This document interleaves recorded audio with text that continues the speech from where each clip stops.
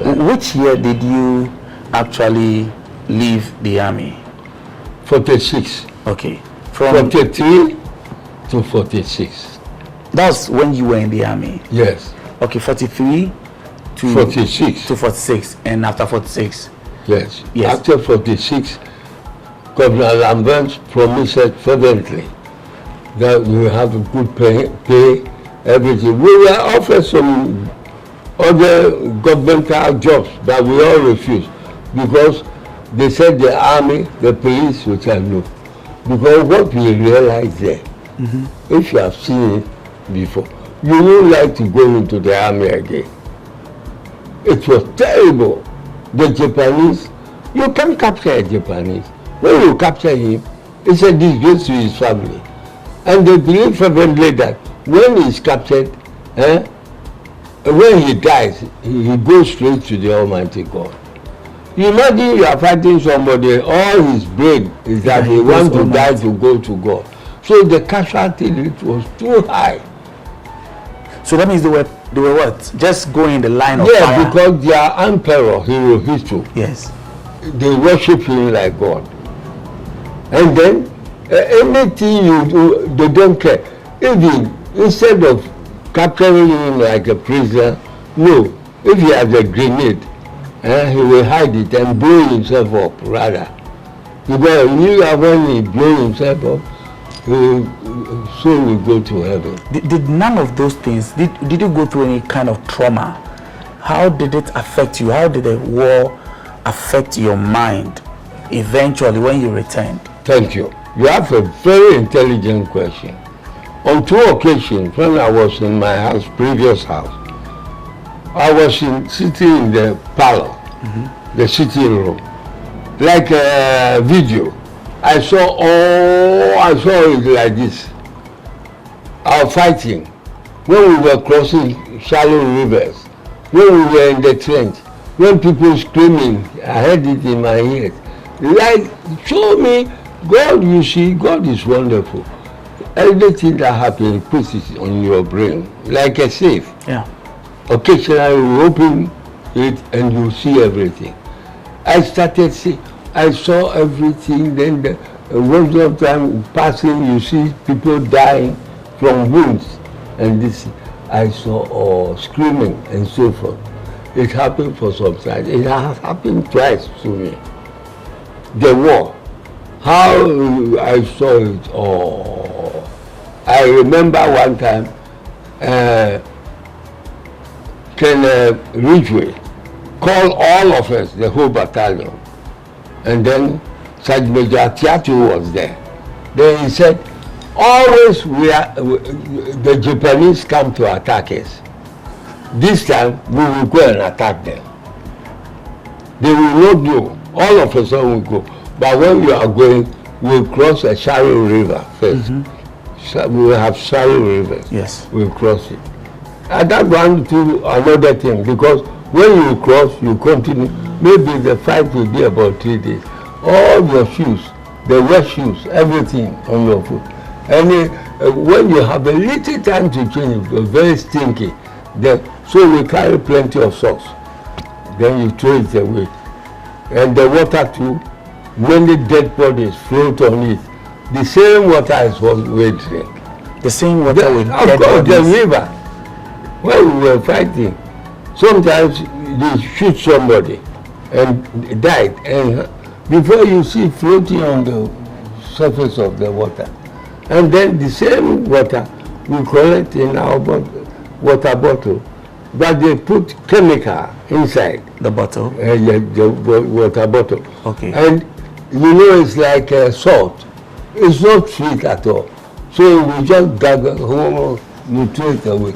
You keep moving. Sometimes even we fight 3 days, no food. What? All these things. No food? No food. Well, if you are hungry, sometimes the fighting subsides a little. We catch these lizards. It's all in the book. Lizards and frogs. We will take them and eat. It was a jungle life. It was a difficult situation. Were there moments? Even, I will tell you something. I was to urinate, and in the trench, it's no good. Others who jump in to fight. And all on top of the whole trees, there were snipers. When they see you, the Japanese are hiding. The moment they see you, they use you as a target. They will kill you. And I wanted to urinate. It was terrible for me. So I decided that, what should I do? It's so good to urinate in the train too. And outside too was not safe. So the only alternative, I decided, last decision, to make myself like a cop, my diminished manhood, then urinated in my palm and drank it. Back in... Of course, from me, myself. I will say all in the book. Yeah, I drank my own urine. Were those the moments you... I mean, did you go through such a phase where you saw yourself maybe never making it back? Human life is nothing. I'm telling you. When you go to war, real war, you see that human beings, we are terrible. God has created us and we were destroying ourselves. It was terrible.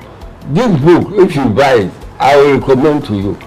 Here, 126, you will see. Page 126. We try to capture. Let me see if I can find. Is it? So, are we opening a page? Yeah. 126. Okay, 126. You will see that my own. The fight against Japanese snipers. That's a heading. Snakes and a struggle for food and water. Yeah. The fight. Yes.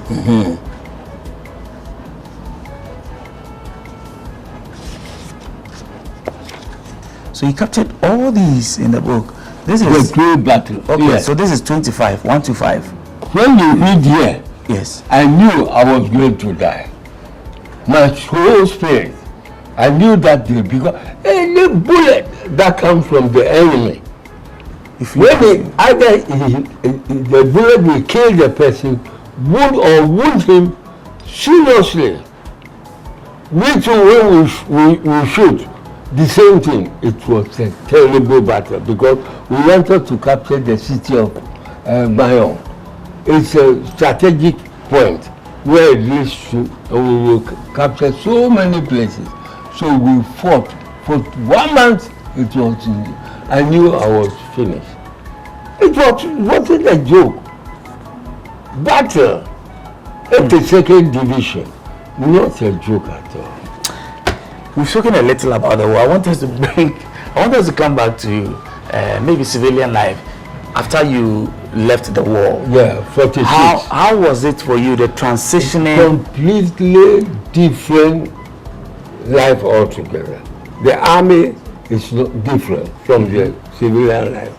We are free in civilian life. Nobody worries you. We live under this authority, military. Obey before complain. Whatever you know to live by yourself, you have to obey everything. And the army is different, civilian is different. And our first employment with Texaco, oil company, at Kolioko. And Mr. Baldwin was the managing director. If I will speak so many legislative, you will see all of it in here. But I mean, we're celebrating Ghana month. March is usually the month where we celebrate people. And obviously, you are one of the people who deserves even more celebration. Let me come in here. Otherwise, I'll forget. Thank you. Sajajete. Okay. When we were discharged, we were actually promised heaven by the British governor, Alan Burns. But the British, they actually woefully failed us. So Sajajete was one of your... That's what I'm just telling you. Okay. When we came, he also, Atipo, Adete, and Dati Lamte, they all went to Rebatu. And they were friends in one unit. So when we came, these people disappointed us, the image. These promised us building, money, this and that, nothing. And the life was so bad, precarious. Terrible life, no work, nothing. So some of our people even go in the sea to beg, to eat. After all the sacrifices? Yes, after all the sacrifices, nothing was done for us. So for a couple of years, we were patient. From 46, 47, then we said, if you don't ask, they will not give you. So we decided, at this Independence Square, the Blaster Square, under the trees there, we planned. There was, you see, when we arrived from Burma, Sergeant Tamaklo was the General Secretary. Okay. And then we realized that at an advanced age, like Sajadete, getting to 50. So there was his deputy was James Owusu, Corporal James Owusu, a younger man of 32. Okay. Then we decided that you should change him because of the duties, age group.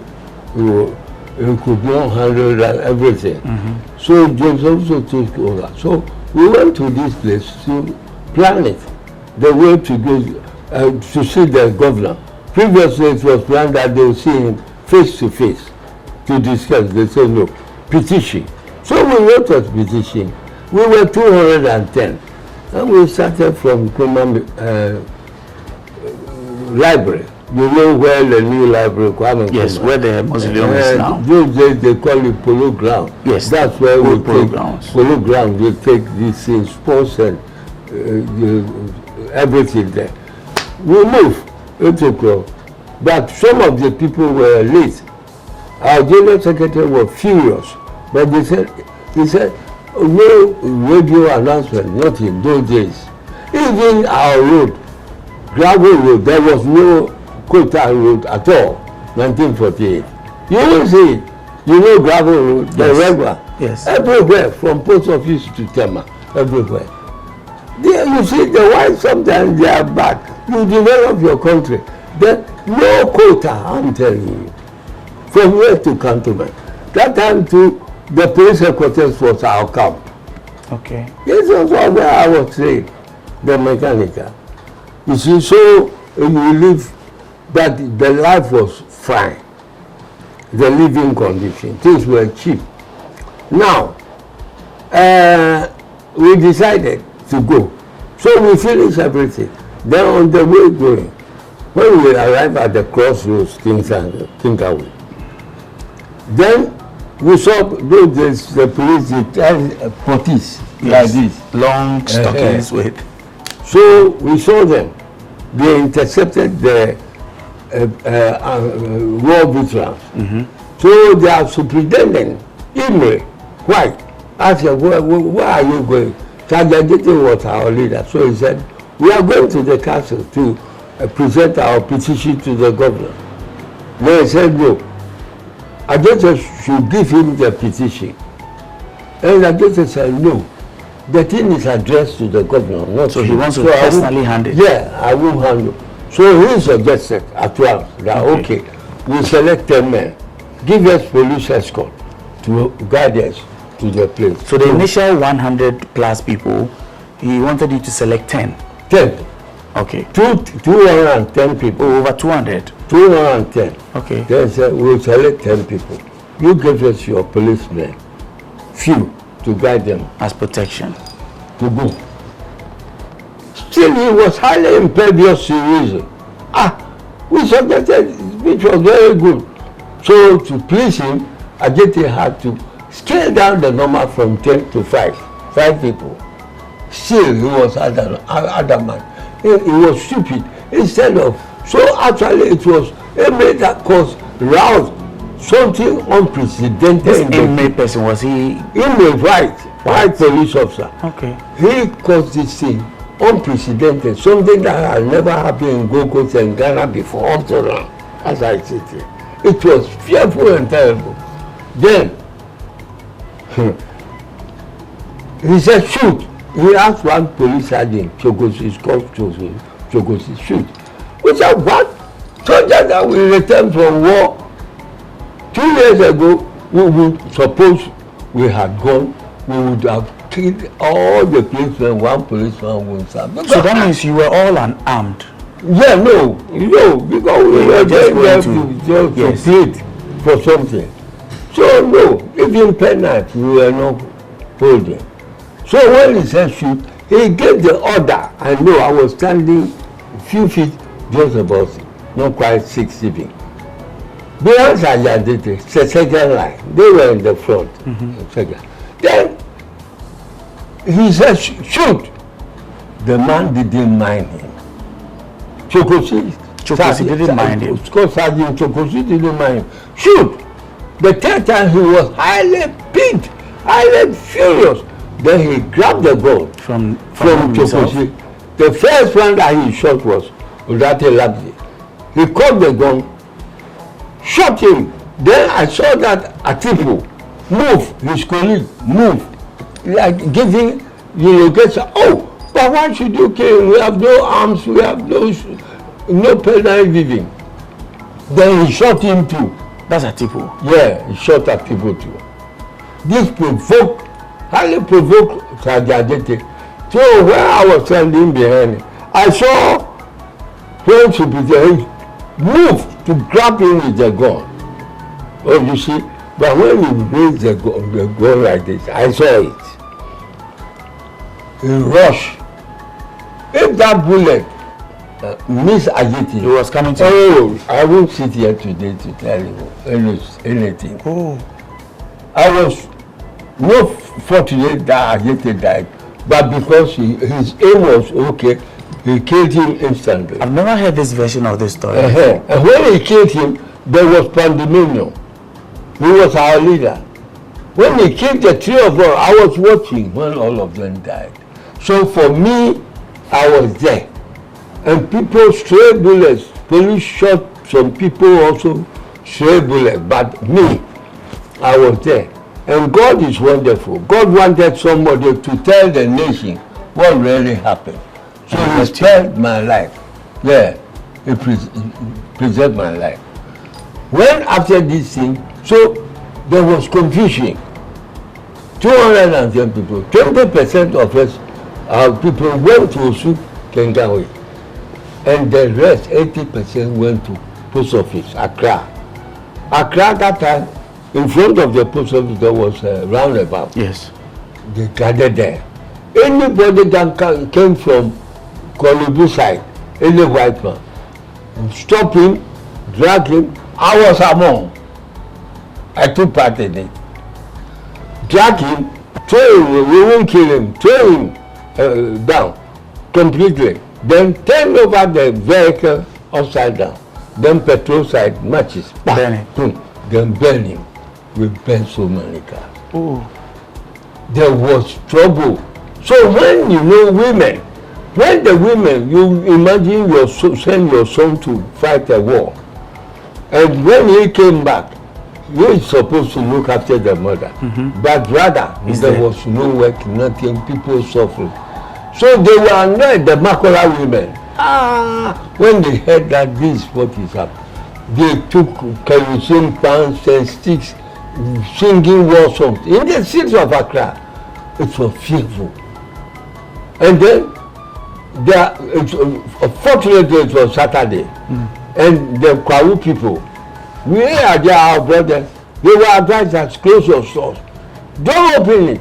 Then the white stores, UAC, UTC, Busham CVC, GBO, they burn all down.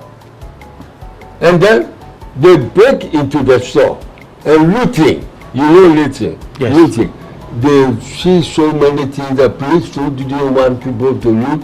Then they started shooting people. This thing went on for 3 weeks. Day and night. It was terrible. So the police also shot into civilians? Of course. They prevented, you see, they were under the British that time. Their stores, people were, burning stores and looting. So when they see you holding anything, then they shoot you. So people died.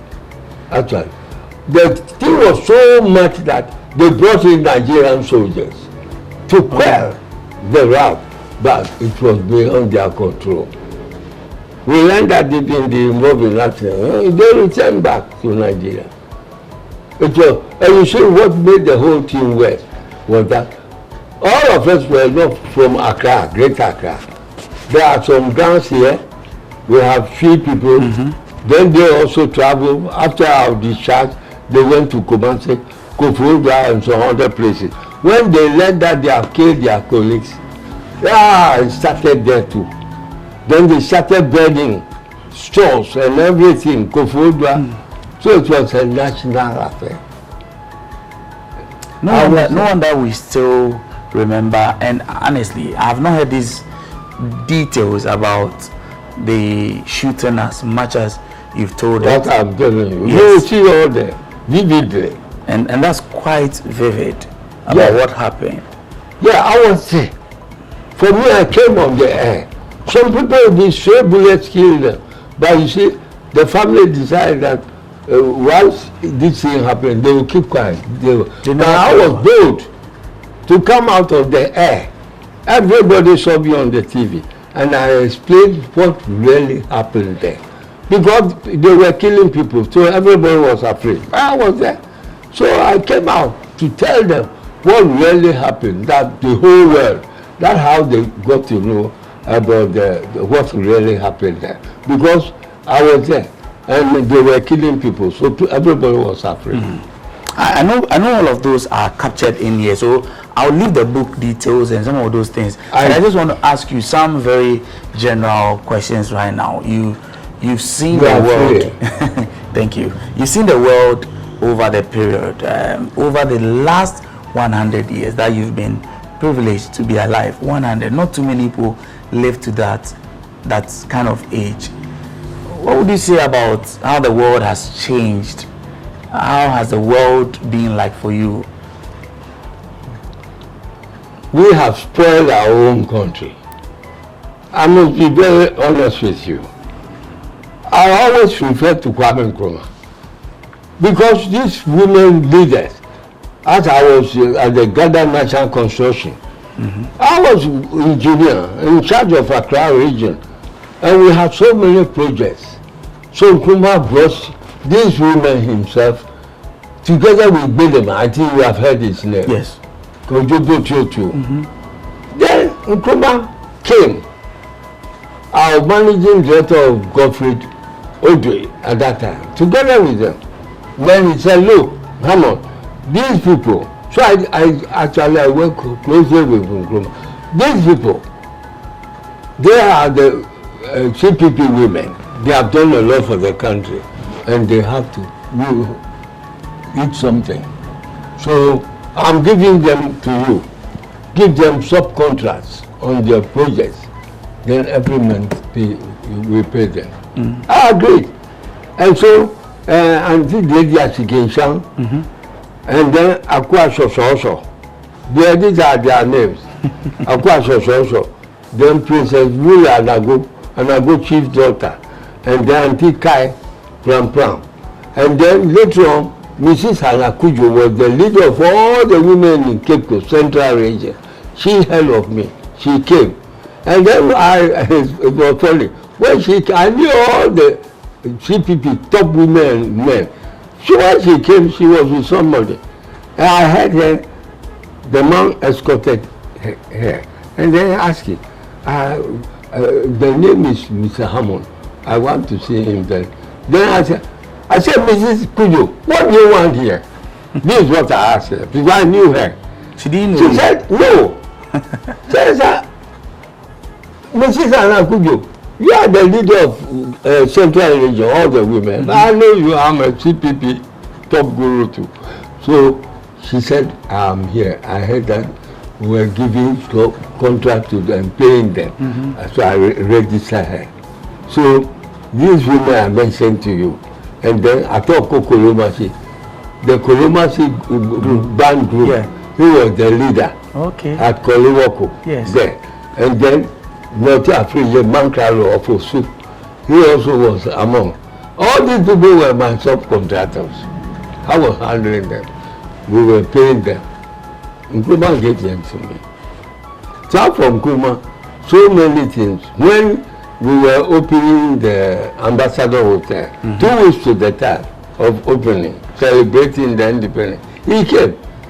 Then the top gurus of the hotel, he held meeting with us, all of us. Then he said, he went and inspected all the rooms. We have 108 rooms, only 4, no air conditioning, but all 104 air conditioning. And all the furniture received from Industrial Corporation, when they come, I sign it. Right here in Ghana? Yeah. At the police station, Central Police Station area there. When they come, I will sign or check and sign with Mrs. Onga, the house superintendent for the girls, 150 girls in the rooms. They clean it and everything. Yeah. Everything I know you are saying, most of it about your life is here. True. And I know that we're also running out of time. Yeah. But I want you to speak to the generations of my kind, the older generations. In fact, you're going to speak to a generation of people who are 80 years, people who are 60, those who are 40, 20, anyway, way younger. What would be your word to them? You mentioned earlier that we support our own country, but I want you, just from you. Why I'm saying we support our own country, I tell you, we have gone back about almost 100 years. If we have actually stick to Kwame Nkrumah economic policies, we would have been free today. Because we were manufacturing our own Kede match factory. We were our own match and other projects. He opened some brigade, open farms, and you see girls drive. It was a marvelous thing. When you see, you enjoy girls driving caterpillars and this thing. Oh, it was wonderful in the farms, and plenty of food. You cannot eat brigade cane cake. 3 pennies. Big one, you alone can eat. Huh? And the worst thing is the Chinese build factories for us.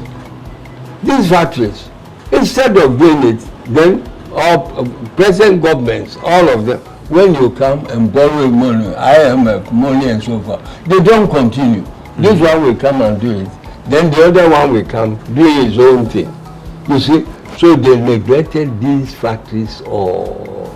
And that's what has taken us back 100 years. Suppose they are producing this thing, they continue. What? Like Ghana, we don't need anything today. Even Kwame Nkrumah made a tomato factory at the south, the can one. Yes. One at the north too. We have so many things. Unfortunately, all of those things are now lost memories. Country. And then you don't do this thing, you go to borrow money from international this fund and so forth. You don't do anything to help the country. This is the way we are marking time right now. What would you say to the younger generation? What's your advice? My advice is that I must be frank with you. Political parties destroy a country. It's not good for Africa. I'll tell you, if it's good for Europeans, it's okay. They know their political party and they have no enmity. You see, hatred is in our heart so much. As all that Kwame Nkrumah did, they would have helped so that the country will flourish. But no, Obia Atana. Why? I mean, why? If you can't do it and somebody is doing it, why should you wait it? Etanti, Omutane. So, okay, you best sell in your money. Nonsense. It's nonsense. So, you see, these things are bad. No, Nkrumah, call your fear, Kaboko, if you're me, yeah. What is all this? We are bad people. We are bad.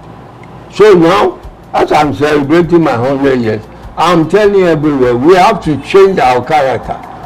And Nkrumah time to all our documents, many people don't know. There's no tribe in our documents.